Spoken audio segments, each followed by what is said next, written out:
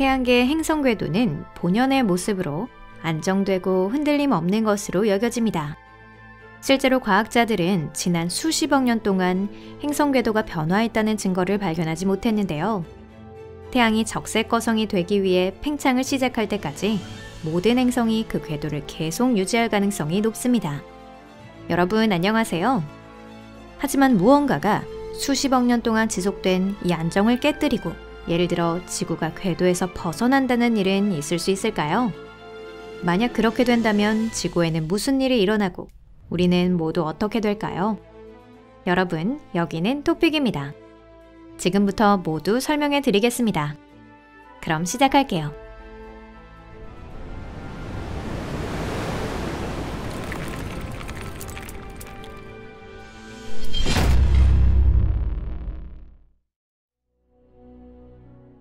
궤도를 파괴하는 것.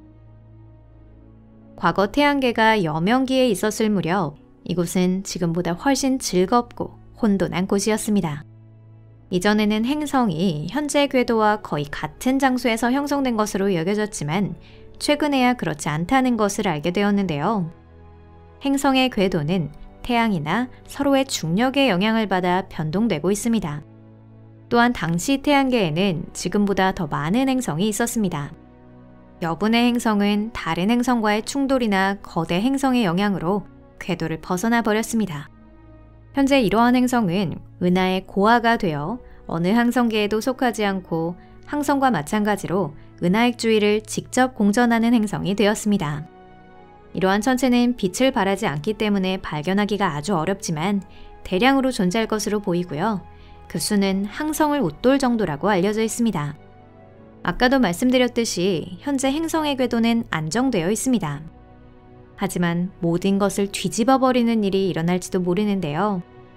예를 들어 목성의 20배의 질량을 가진 냉각된 지 오래된 갈색 외성이나 자유부유행성이라고 불리는 지구의 57배 질량을 가진 동결된 슈퍼어스 등이 태양계에 침입해오는 경우가 그렇습니다. 아마 우리가 그 존재를 깨달았을 때는 이미 태양계에 침입해 있을 것입니다. 이러한 천체는 쌍곡선 궤도나 포물선 궤도를 그릴지도 모릅니다.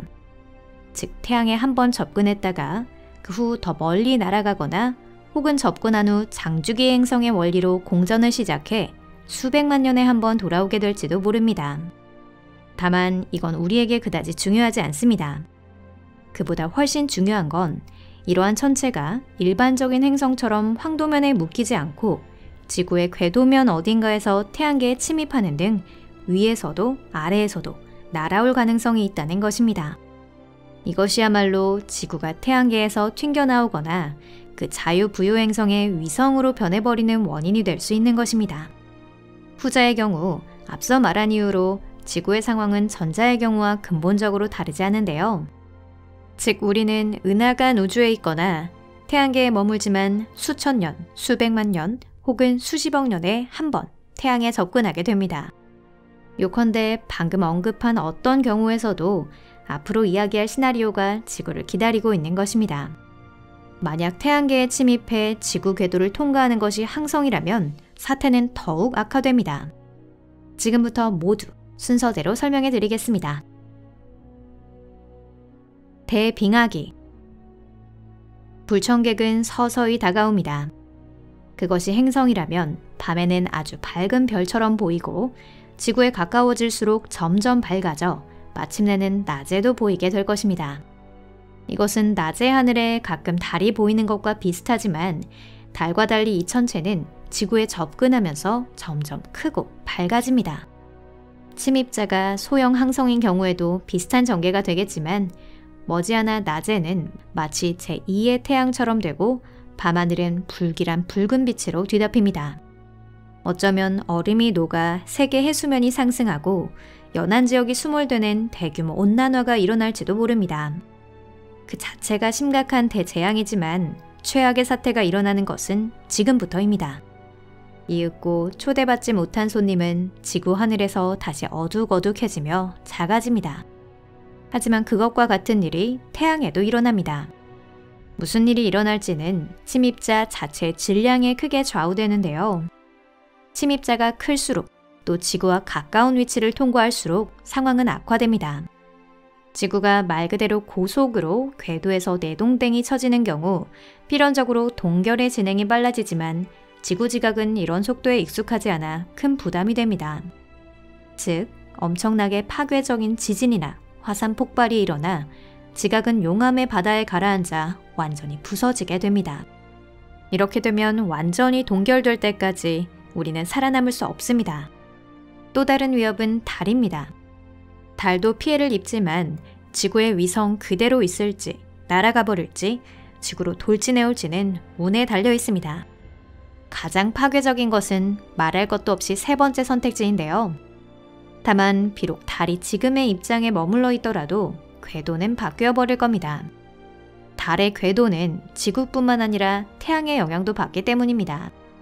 달은 지구에 더 접근할지도 모릅니다. 그렇게 되면 지구 도피, 제1기 대변동에 몇 배나 강력한 조석이 더해지게 됩니다. 지구를 파괴하지 않을 정도의 노멀한 속도로 서둘러 태양을 떠나려면 몇 년이 걸릴 것입니다. 이 사이 지각 변동은 점차 가라앉아가지만 기온은 서서히 떨어지기 시작합니다. 하늘에 떠있는 태양은 더욱 작고 어둑어둑해지고 밤에는 더욱 추워지며 그리고 낮에도 추워집니다. 새로운 빙하기가 시작됩니다. 겨울은 더 길고 여름은 짧아지며 극관이 펼쳐집니다. 얼음은 유라시아 대륙, 남북 아메리카 대륙, 호주 대륙, 아프리카 대륙 남부 대부분을 덮고 극관이 적도 위에서 만날 때까지 점점 넓어집니다. 그 무렵에는 또 대량 멸종이 발생합니다.